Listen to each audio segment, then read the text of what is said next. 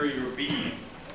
And thus Satan's counterfeit accomplished its purpose of emboldening the Egyptians in their rebellion and causing Pharaoh to harden his heart against conviction.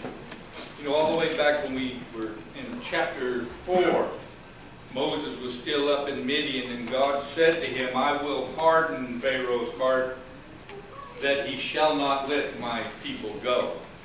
And we were talking, some of us last weekend after church, about this hardening of the heart.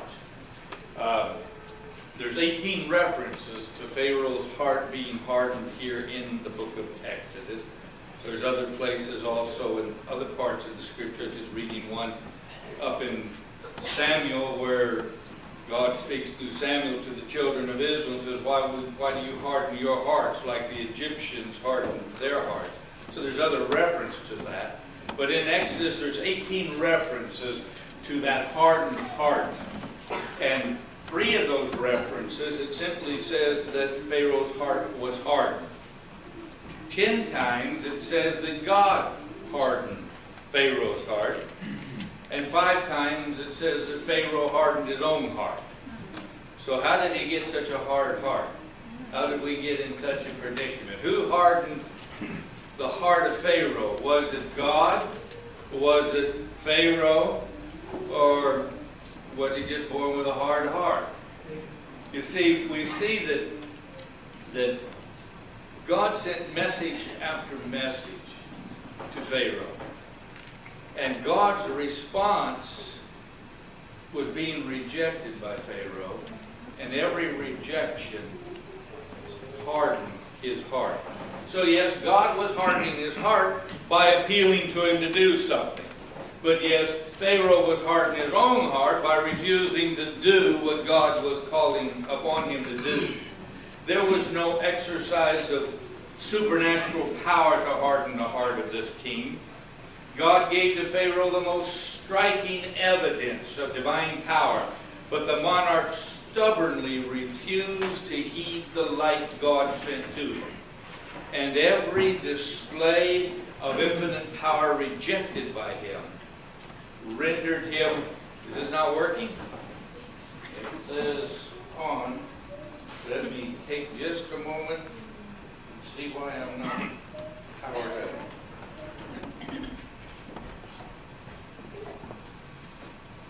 You see, I don't see what that does.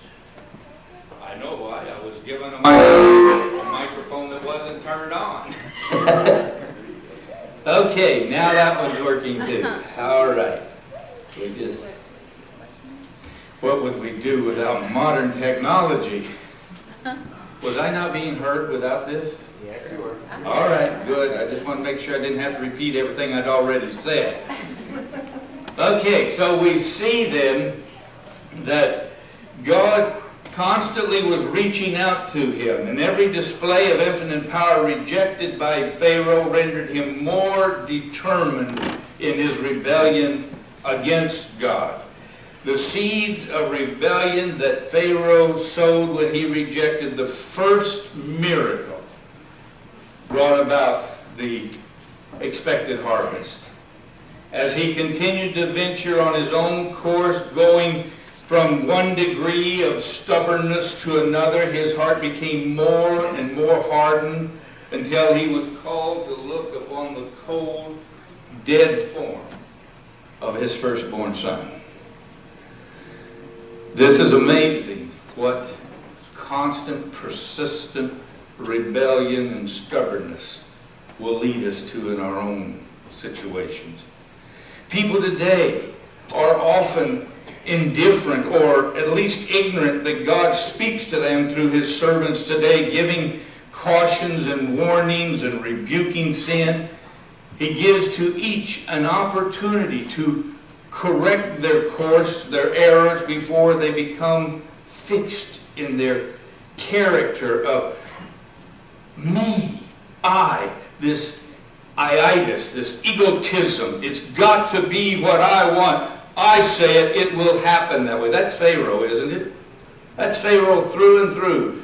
Pharaoh, when we look at Pharaoh in Egypt there, we see two predominant things: self-centeredness and a rebellion against God. I don't care what God says. You know what Pharaoh said? I know not God, neither will I hearken to his voice. I don't care. And you know, when people take that attitude, it's for sure they don't know God. They might think they do. But when we say that we will not listen to what God says, we are the same as Pharaoh saying, I don't know him. He gives each of us an opportunity to correct our errors before they become fixed in our characters.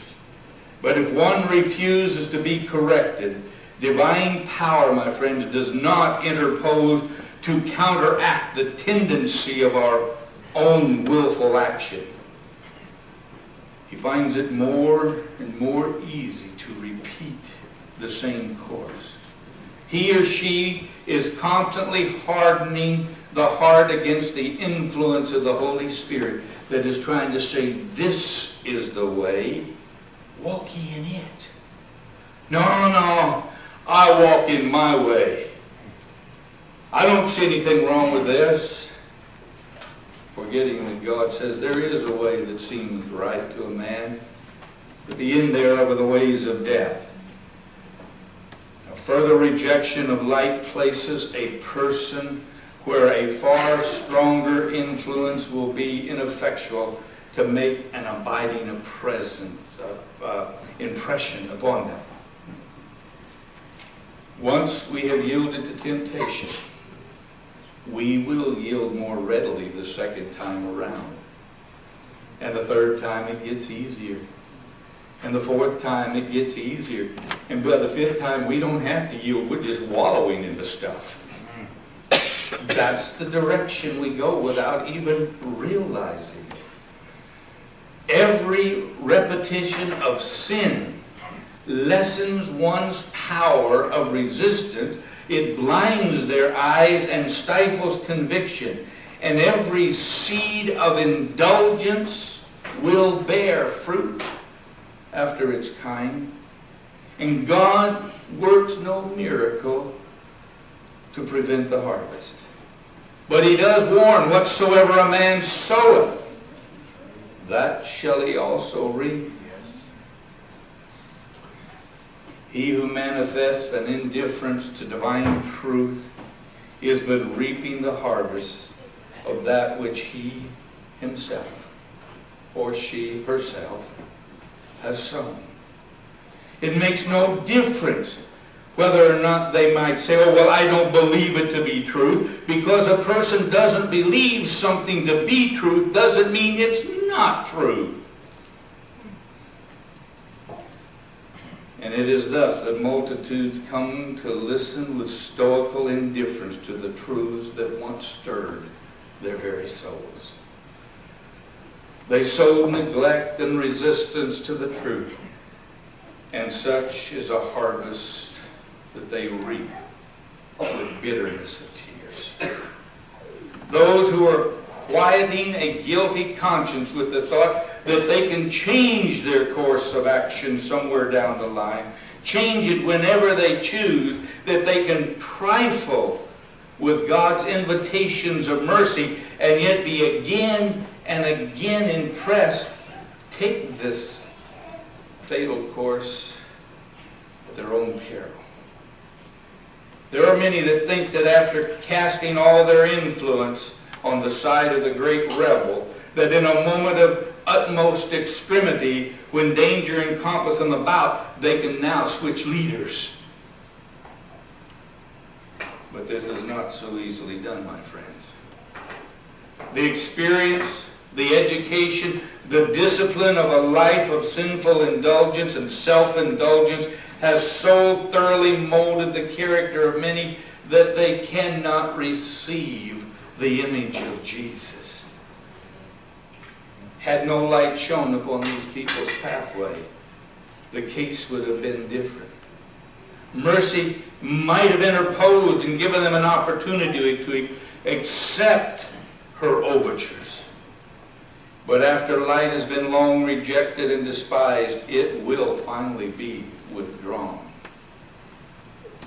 Many of God's people, I fear, will do as Samson and awake one morning and wist not that the Spirit of God has departed from them. So through his magicians there in Egypt, Satan not only sought to harden the hearts of Pharaoh and his court through deception, but he had also hoped to shake the very faith of Moses and Aaron in the divine origin of their mission, that his instruments might prevail.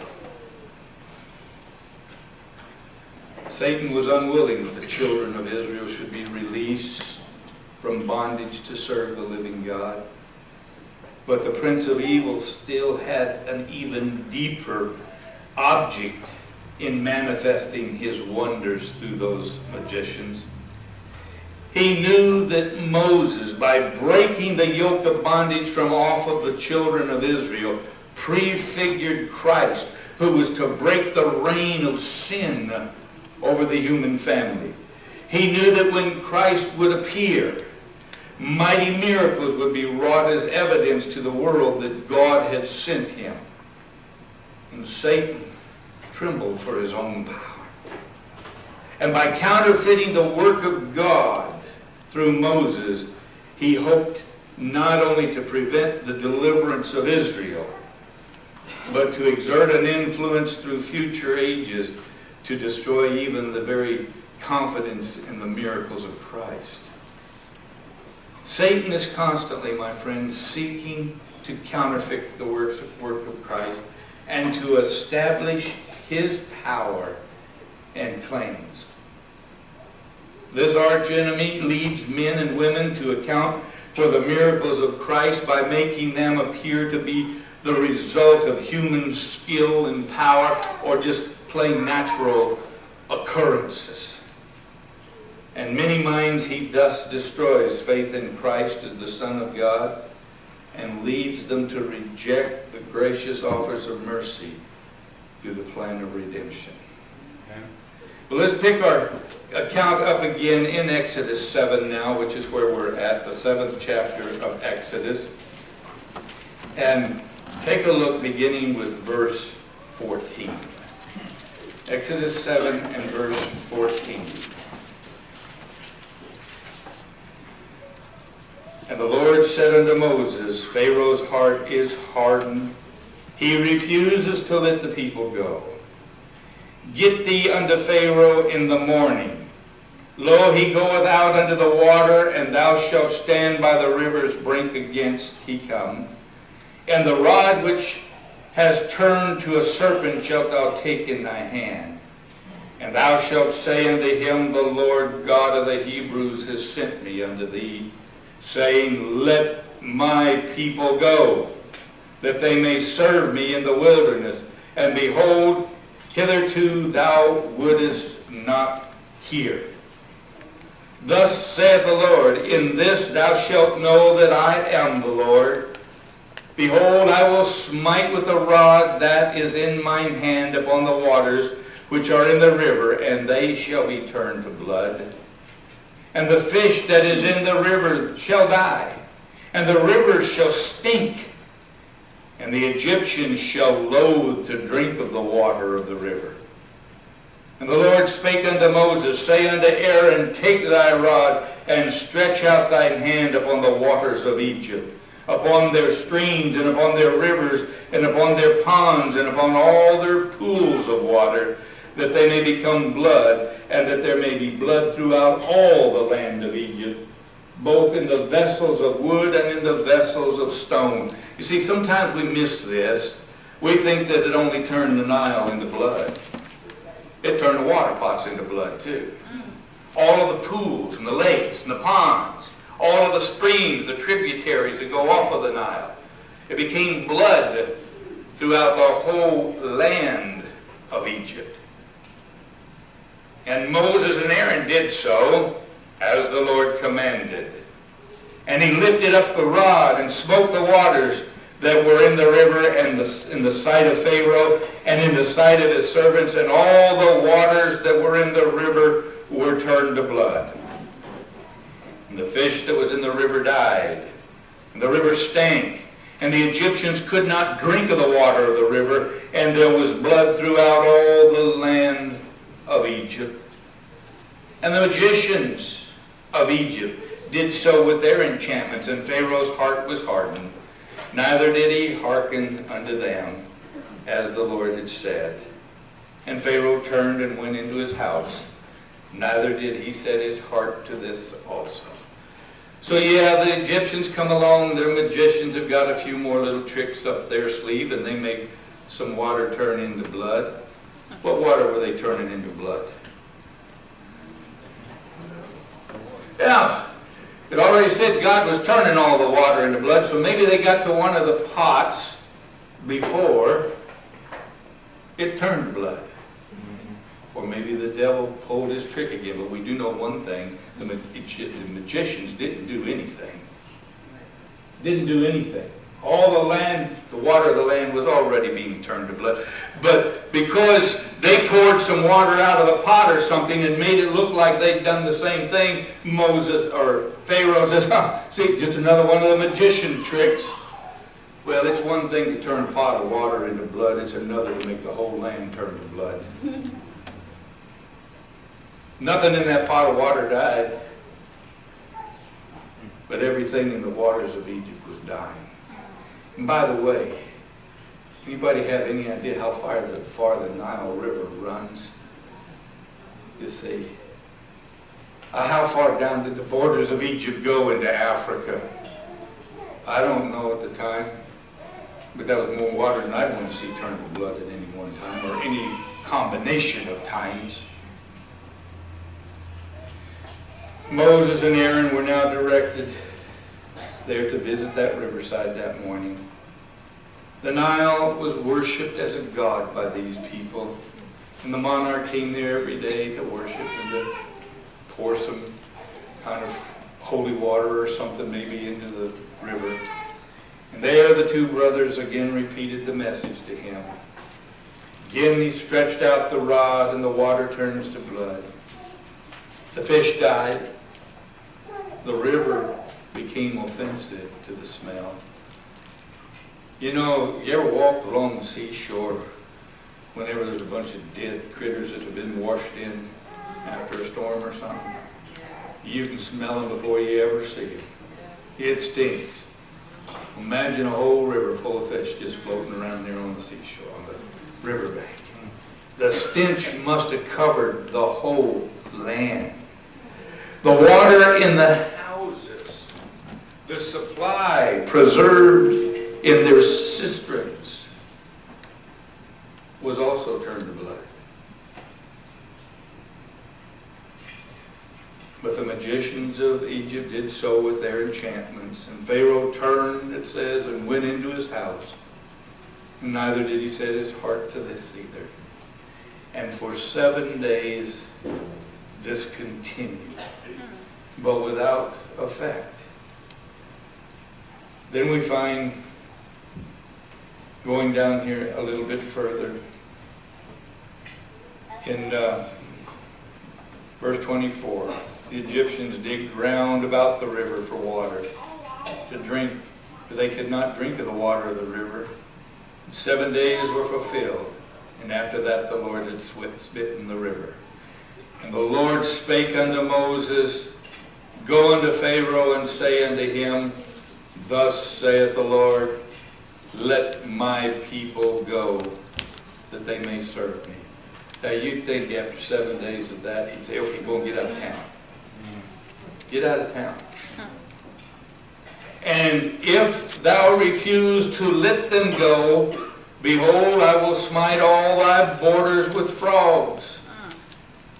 And the river shall bring forth frogs abundantly, which shall go up and come into thine house, and into thy bedchamber, and upon thy bed, and into the houses of thy servants, and upon thy people, and into thy ovens, and into thy kneading troughs.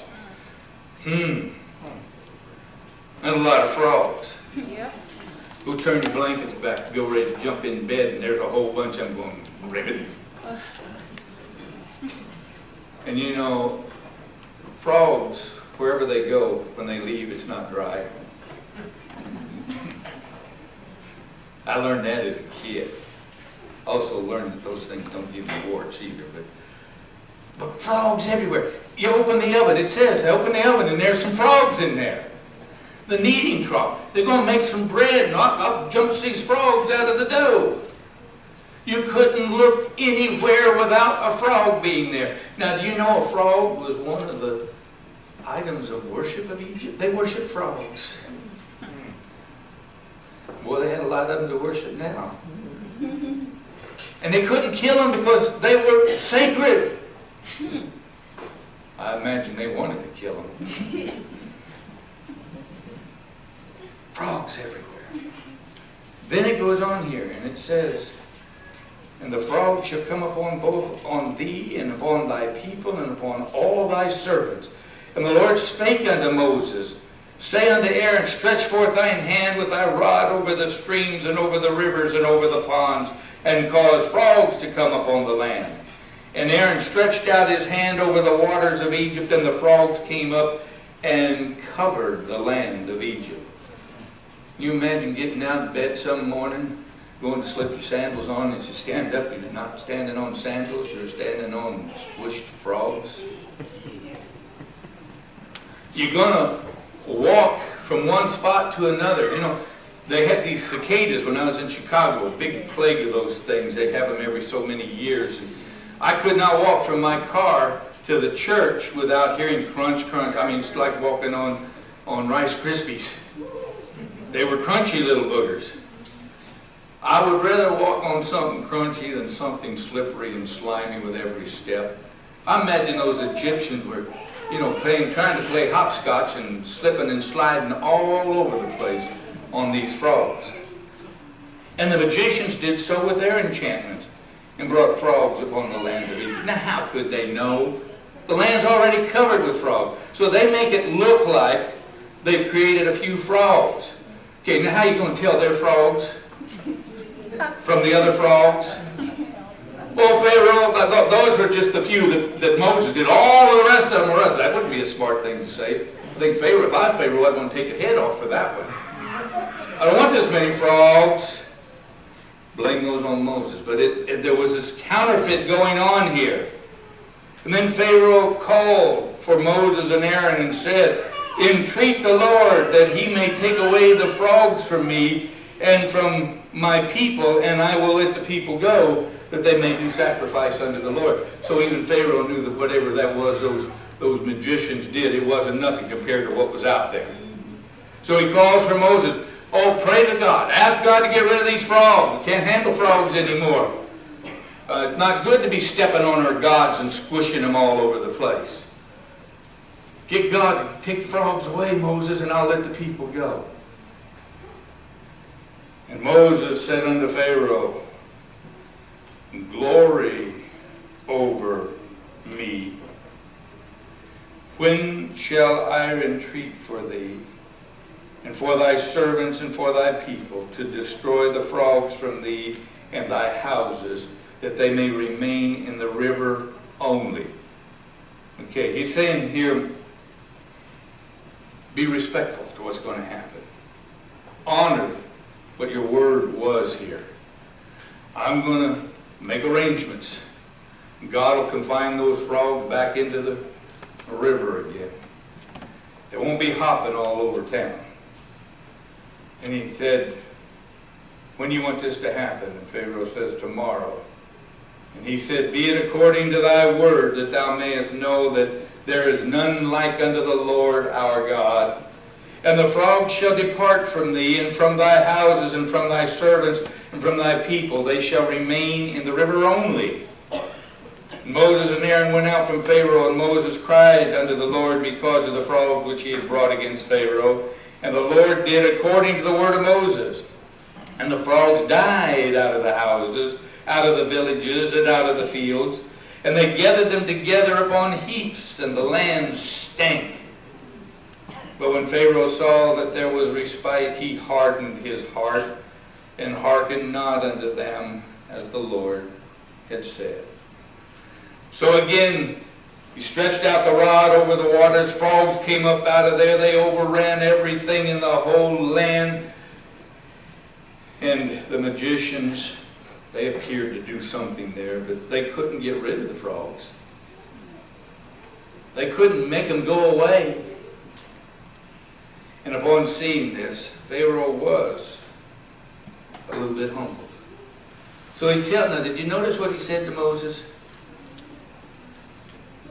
Tell the Lord to take the frogs away.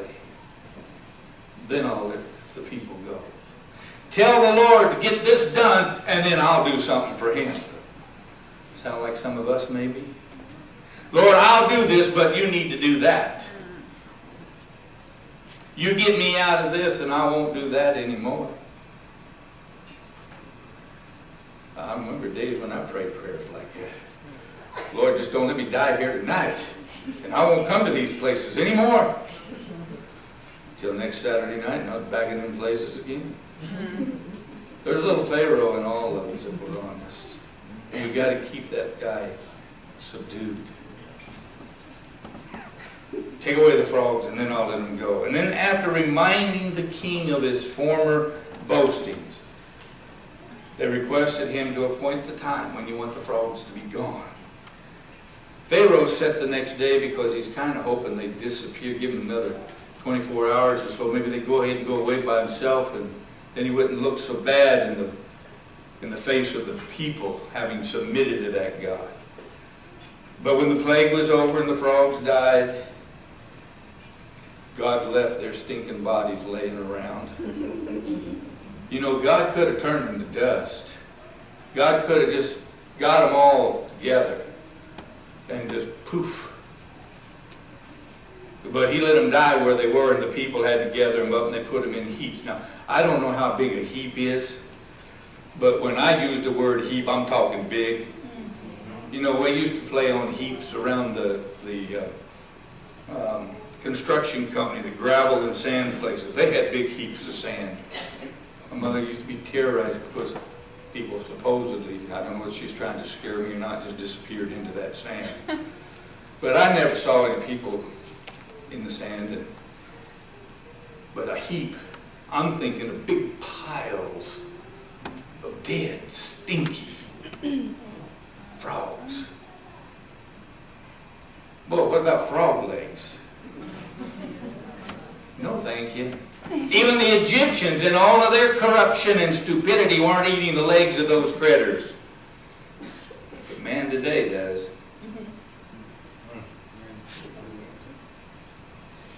It was quite an interesting situation. The king changed his mind. When Pharaoh saw that there was respite, he hardened his heart.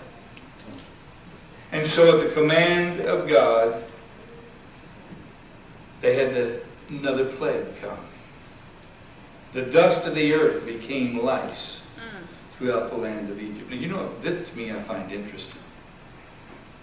How many particles of dust is in a handful of dirt? How many lice? I'm thinking millions, if not billions of them little critters everywhere. You ever had to deal with lice? It's no fun. Bad enough just when kids get them in their head, but when you got people walking around scratching like this all over, you got them in the beds. You know, I just thought of something. When I was a little boy, my grandmother used to put me in bed saying, "Good night, sleep tight, don't let the bed bugs bite." We've all heard that.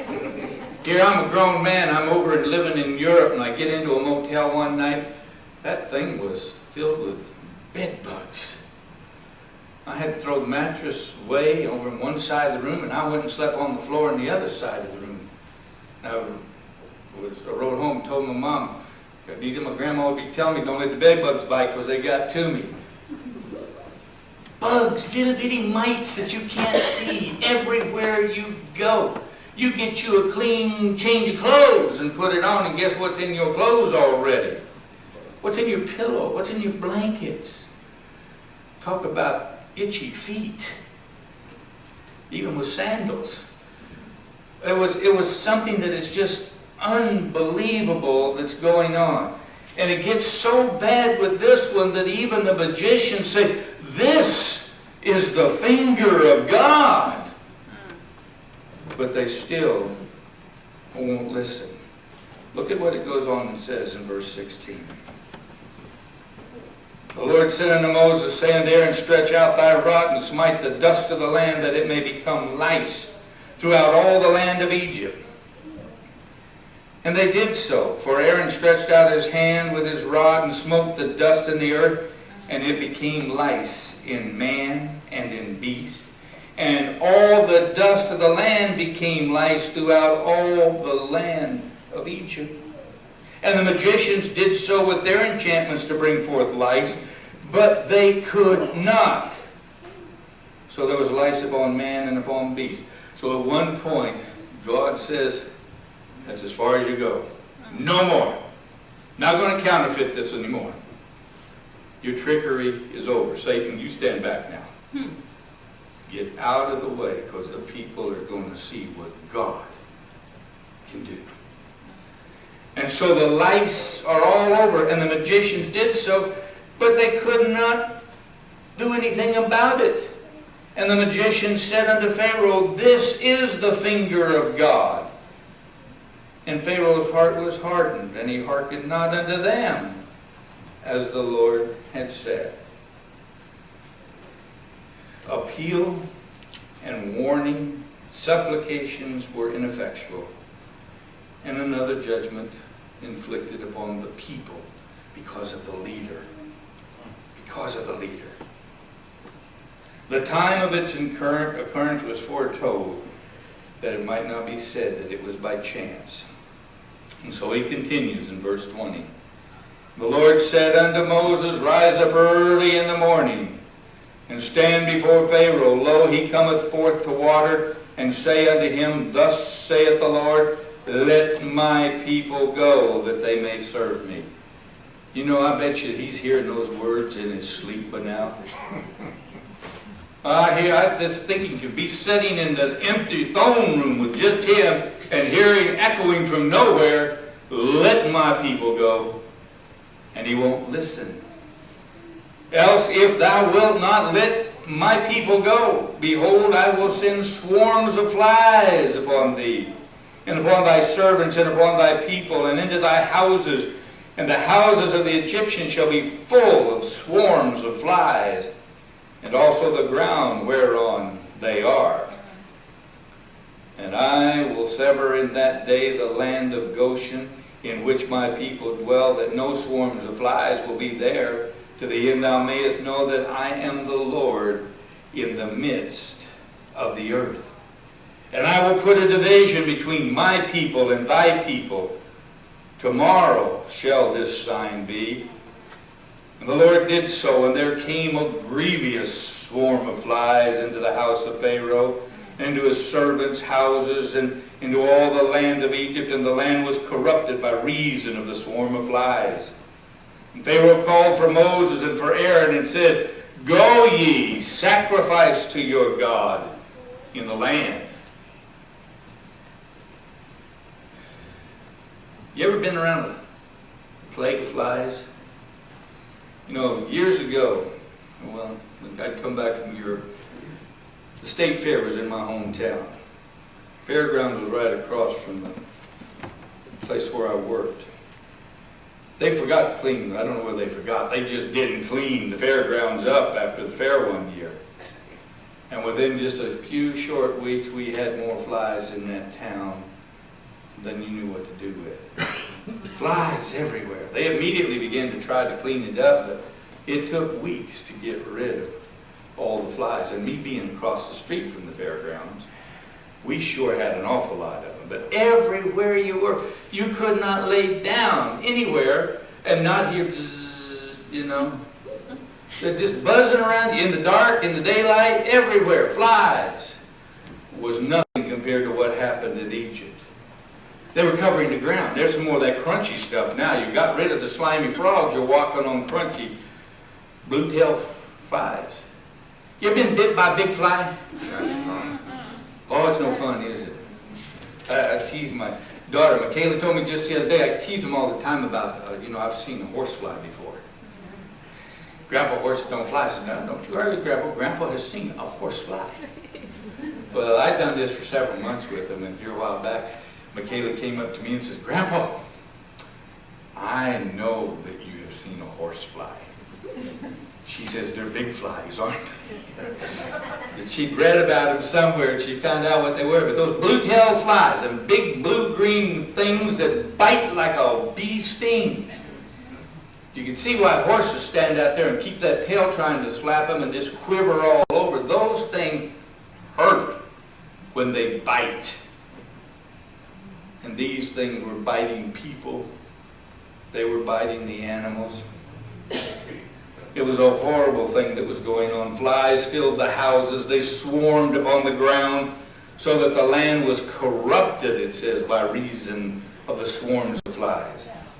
Large, venomous, extremely painful things to get a hold of you. And as had been foretold, this visitation of plagues did not go into the land of Goshen either. Pharaoh now offered the Israelites permission. Go and sacrifice them in the land.